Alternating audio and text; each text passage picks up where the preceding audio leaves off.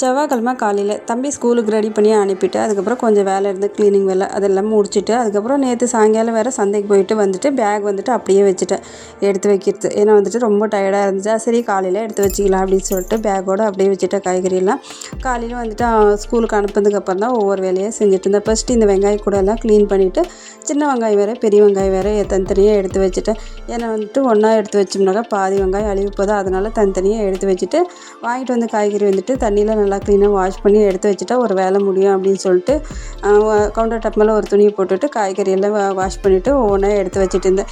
இந்த வாரம் வந்துட்டு காய்கறி அதிகமாக வாங்கவே இல்லை. எவ்வளோ தேவையோ அவ்வளோ மட்டும்தான் வாங்கியிருக்கேன்.